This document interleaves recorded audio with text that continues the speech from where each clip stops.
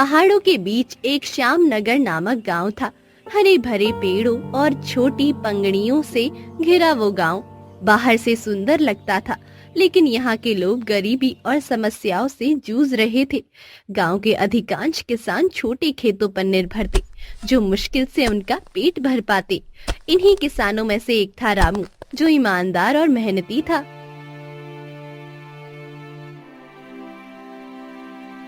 अजी, सुनते हो, आज घर में आटा खत्म हो गया है। बच्चों को खाना कैसे देंगे? अरे सीता, चिंता मत करो। आज जंगल से लकड़ी काटकर बेचूंगा, कुछ पैसे मिल जाएंगे। तुम हर दिन ऐसे ही मेहनत करते रहो, लेकिन हालत तो वही है। क्या कभी हमारी गरीबी खत्म होगी? रामू ने सीता की ओर देखा। उसकी आंखों में दुख साफ झलक रहा था, लेकिन उसने हिम्मत नहीं हारी।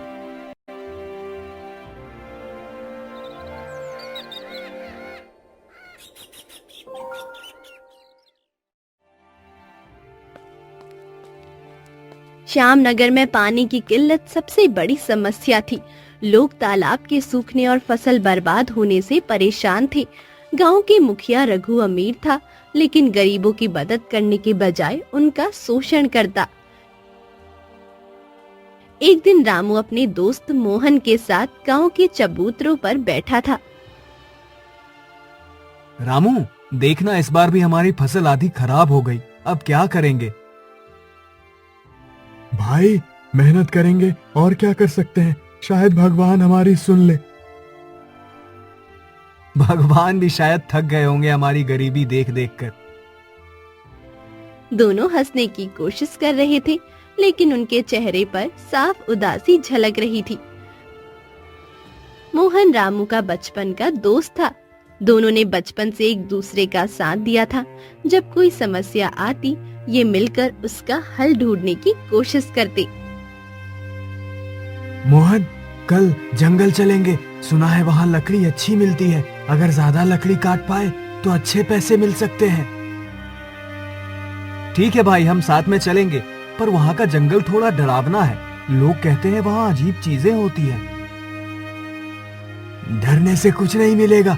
मेहनत करेंगे तो भगवान भी साथ देगा। गांव में काम के मौके कम थे। रामू और मोहन ने सोचा कि जंगल से लकड़ी काट कर बाजार में बेचेंगे। इससे कुछ पैसे आ सकते हैं और घर के हालात थोड़े बेहतर हो सकते हैं। अगले दिन दोनों ने अपने पुराने कुल्हाड़े लिए और जंगल की ओर चल पड़े।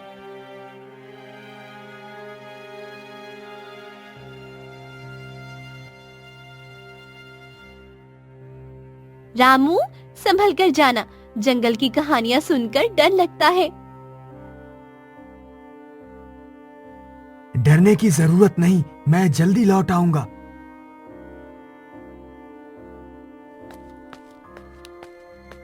रामू और मोहन ने गांव के बाहर की पंगड़ी पकड़ ली। रास्ते में पक्षियों की आवाजें सुनाई दी, लेकिन जंगल के करीब पहुंचते ही एक अजीब सी खामोशी छा गई।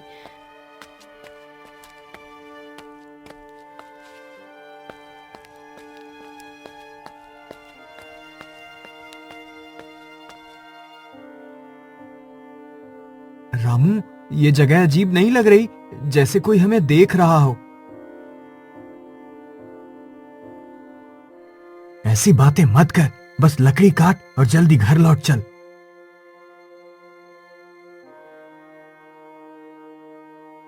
जंगल में घुसने के बाद दोनों ने अपने अपने काम शुरू कर दिए, पर वे नहीं जानते थे कि ये सफर उनकी जिंदगी हमेशा के लिए बदलने वाला था।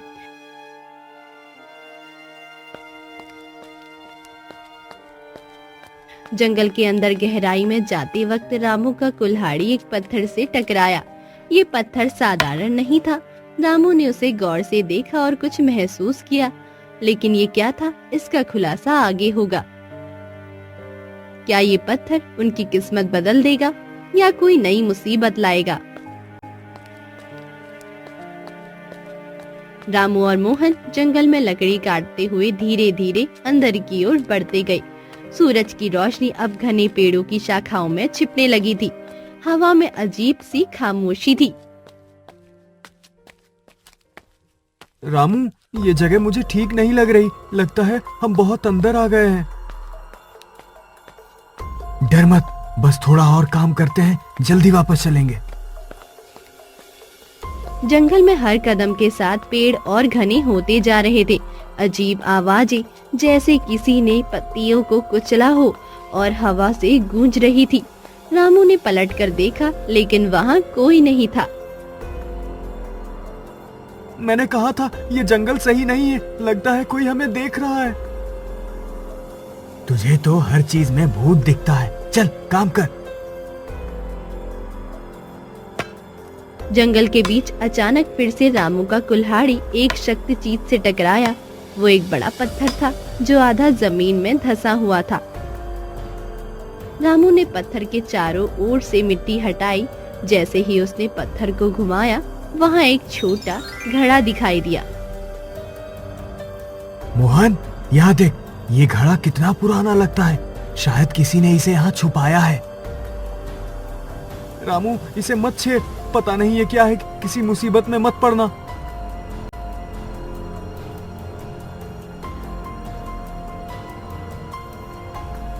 रामू ने मोहन की बात को नजरअंदाज किया और घड़े को उठाया। जैसे ही उसने घड़े का ढक्कन हटाया, एक तेज रोशनी जंगल में फैल गई। उस रोशनी के बीच अचानक एक वृद्ध बाबा प्रकट हुए। उनकी लंबी सफेद दाढ़ी, चमकदार आंखें और गहरे लाल वस्त्र उनके व्यक्तित्व को रहस्यमय बना रहे थे। बाबा के हाथ में एक लकड़ी थी जिस पर अजीब निशान बने हुए थे। तुमने मेरे घड़े को छुआ है, अब मैं तुम्हारी मदद के लिए प्रकट हुआ हूँ। रामू और मोहन घबरा गए। ये क्या हो रहा है? आप कौन हैं?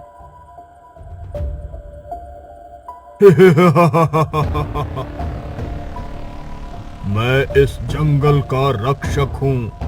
जो भी इस घड़े को ढूंढता है, उसे 3 इच्छाओं का वरदान दिया जाता है। 3 इच्छाएं? क्या सच में? बाबा ने अपनी लकड़ी हवा में घुमाई और उनके इशारों पर घड़ा अपने आप हवा में तैरने लगा।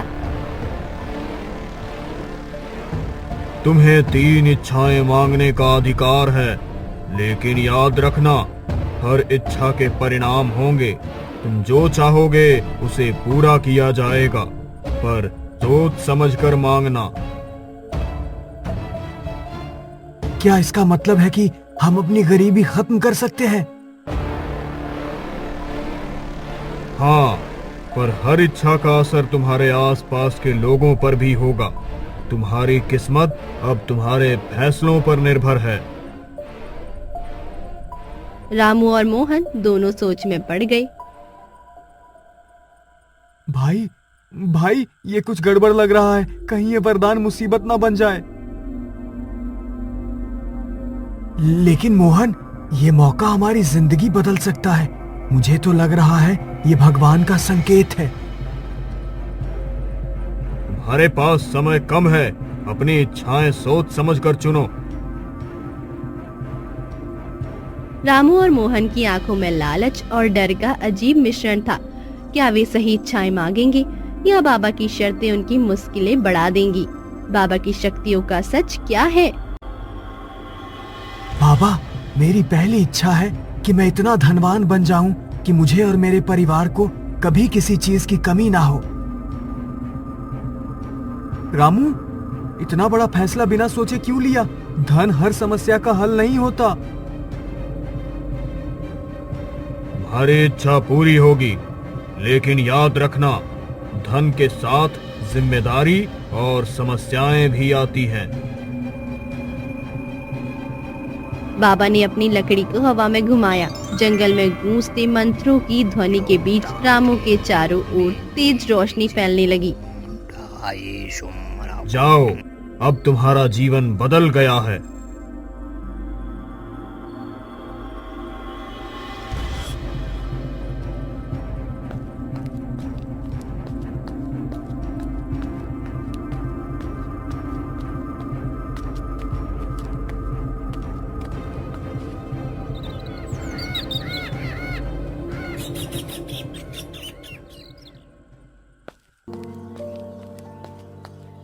गांव के बाहर पहुंचते ही रामू ने देखा कि उसका घर अब कच्चा नहीं बल्कि एक बड़ा पक्का मकान बन चुका है। आंगन में अनाज के बड़े बड़े ढेर लगे थे और एक चमचमाती बैलगाड़ी खड़ी थी। रामू, ये सब कैसे हुआ? ये घर, ये अनाज, ये बैलगाड़ी कहाँ से आई? सीता, भगवान ने हमारी सुन ली। अब हमारी गरीबी खत्म हो गई है। गांव वाले ये देख हैरान थे।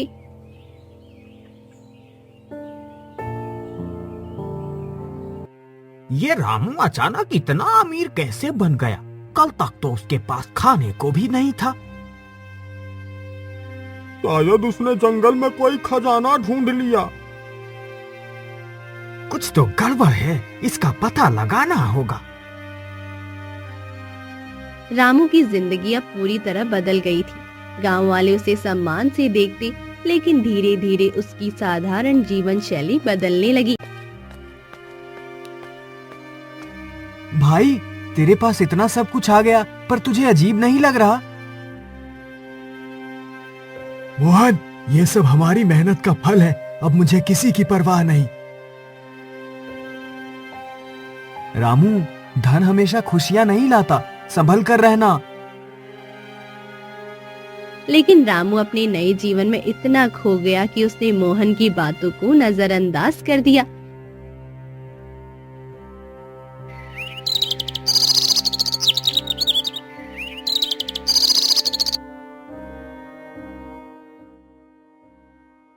मुखिया रघु, जो पहले से ही गांव का सबसे अमीर आदमी था, अब रामू की बढ़ती प्रतिष्ठा से जलने लगा।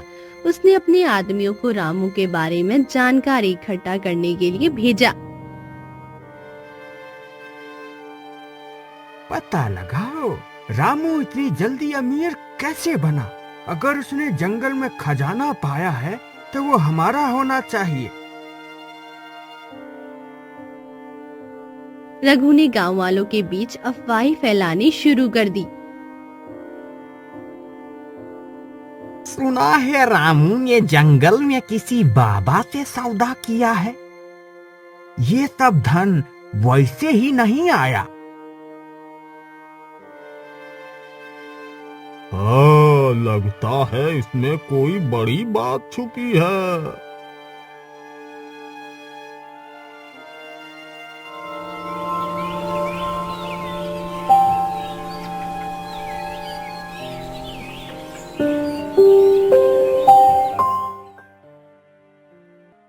रामू के पास अब धन तो बहुत था, लेकिन उसका स्वभाव बदलने लगा। वो पहले ही तरह दूसरों की मदद करने वाला नहीं रहा। रामू, पहले तुम हर किसी के सुख दुख में खड़े रहते थे, अब ये बदलाव क्यों? अब हमारे पास धन है, हर किसी की मदद करना जरूरी नहीं। गांव वाले रामू से दूरी बनाने लगे। जिन लोगों ने पहले उसकी तारीफ की थी, वे अब उसे शक की नजर से देखने लगे। रामू को महसूस होने लगा कि धन ने उसकी खुशियों तो बढ़ाई, लेकिन साथ ही ईर्ष्या, तनाव और अकेलेपन को भी बढ़ा दिया है। मोहन ने उसे चेतावनी दी थी, लेकिन रामू ने उसकी बातों को अनसुना किया। रामू के पास अब सब कुछ था, लेकिन क्या वो सही मायने में खुश था? मुखिया रघु की चालें और गांव वालों की ईर्ष्या उसकी जिंदगी को किस दिशा में ले जाएंगी? रामू की पहली इच्छा ने उसकी जिंदगी तो बदल दी, लेकिन गांव में उसके खिलाफ माहौल बनने लगा। मुखिया रघु और उसके साथी दिन रात नई चालें सोचने लगे। ये रामू खुद को राजा समझने लगा है। मैं इसे सबक सिखाए बिना चैन से नहीं बैठूंगा। उसकी कमजोरी उसका घमंड है। पहले उसकी छवि खराब करेंगे, फिर उसे मिट्टी में मिला देंगे। गांव में अफवाहें फैलने लगी कि रामू ने जंगल में किसी काले जादू का सहारा लिया है। गांव वाले अब उसे कतारने लगे। रामू को ये महसूस होने लगा कि धन होने के बावजूद उसे शांति नहीं मिली।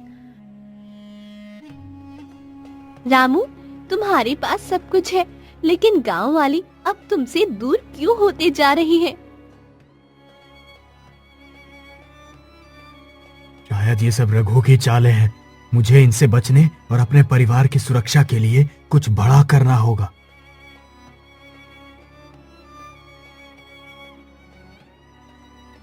रामू ने मोहन के साथ जंगल में जाकर बाबा से दूसरी इच्छा मांगने का फैसला किया। रामू और मोहन घड़े को लेकर बाबा को पुकारते हैं। बाबा, हमें आपकी मदद चाहिए। क्या हुआ रामू? पहली इच्छा ने तुम्हें खुश नहीं किया? बाबा, धन से मेरी समस्याएं खत्म नहीं हुई। मुझे गांव वालों से और रघु से अपनी रक्षा करनी है। मेरी दूसरी इच्छा है कि मैं इतना ताकतवर बन जाऊं कि कोई मेरा सामना न कर सके। रामू, ये क्या कर रहे हो? ताकत कभी कभी मुसीबत भी बन सकती है। बाबा ने गंभीरता से रामू की ओर देखा। रामू, याद रखो, ताकत बड़ी जिम्मेदारी के साथ आती है। इसे गलत तरीके से उपयोग करना तुम्हारे लिए घातक हो सकता है। सोच लो।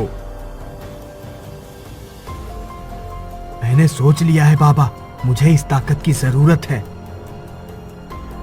बाबा ने मंत्र पढ़ते हुए अपनी लकड़ी हवा में घुमाई। एक बार फिर तेज रोशनी रामू के चारों ओर फैल गई। तुम्हारी इच्छा पूरी हुई, लेकिन ताकत का उपयोग सोच समझ कर करना।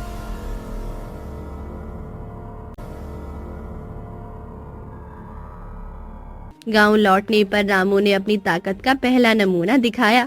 उसकी ताकत असाधारण थी। वो एक झटके में बैलगाड़ी उठा सकता था, पेड़ उखाड़ सकता था और किसी भी खतरे का सामना कर सकता था। गांव वाले अब उससे डरने लगे। रामू आप इंसान नहीं, कोई दैवी शक्ति है। लेकिन इतनी ताकत किसी के लिए भी खतरनाक हो सकती है। रामू ने अपनी ताकत का इस्तेमाल गांव वालों की मदद करने के लिए भी किया। वो बाढ़ में फंसे लोगों को बचाता, खेतों के लिए पानी का इंतजाम करता, लेकिन धीरे धीरे वो अपनी ताकत का दिखावा करने लगा। रघु ने इस स्थिति का फायदा उठाने की सोची। उसने गांव वालों के बीच डर और नफरत फैलाने की चाल चली। रामू की ताकत अब हमारी समस्या बन गई है।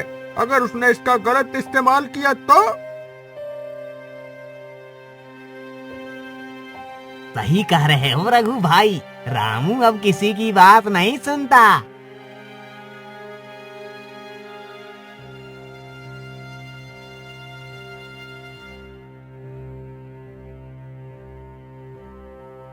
रामू को ये महसूस होने लगा कि उसकी ताकत उसे और अलग थलग कर रही थी।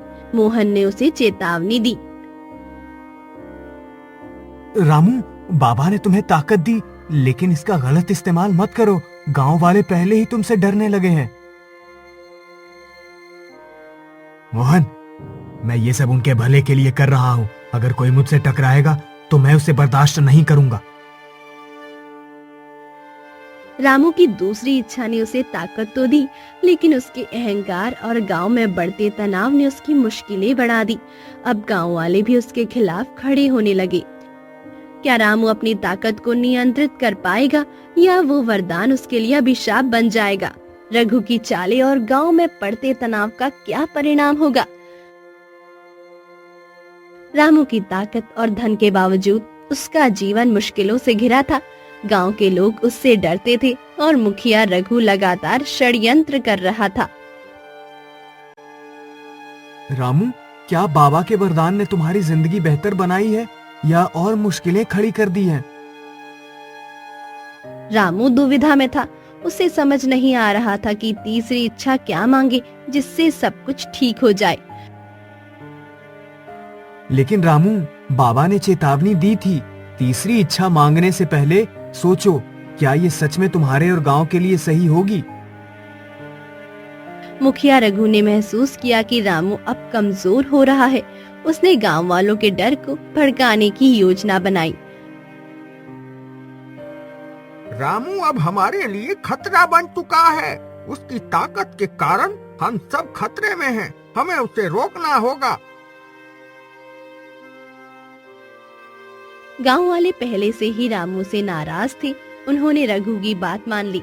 रघु ने गांव वालों को उकसाया कि वे रामू के खिलाफ खड़े होंगे और उसे गांव छोड़ने के लिए मजबूर करेंगे। हाँ रघु भाई सही कह रहे हैं। रामू अब हमारे बीच का नहीं रहा। उसकी वजह से हमारी जिंदगी मुश्किल हो गई है। रामू अब पूरी तरह से अकेला हो चुका था। मोहन ही उसका इकलौता साथी था। रामू, ये तीसरी इच्छा तुम्हारी आखिरी उम्मीद है। इसे सोच समझकर मांगना। मोहन, मैं चाहता हूं कि गांव वाले मुझसे नफरत करना बंद करें और सब कुछ पहले जैसा हो जाए।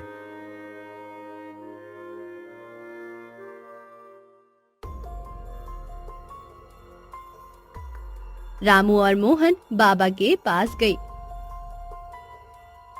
बाबा, मेरी तीसरी और आखिरी इच्छा है कि सब कुछ पहले जैसा हो जाए, गांव में शांति हो और मुझे कोई गलत ना समझे।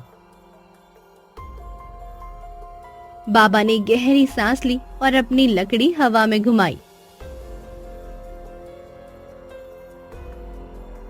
तुम्हारी इच्छा पूरी होगी रामू, लेकिन याद रखना हर परिवर्तन एक कीमत लेकर आता है।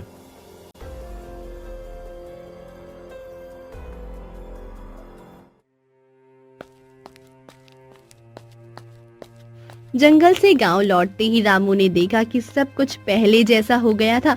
उसका पक्का मकान गायब था, अनाज के ढेर खत्म हो चुके थे और बैलगाड़ी भी वापस पुरानी हो गई थी।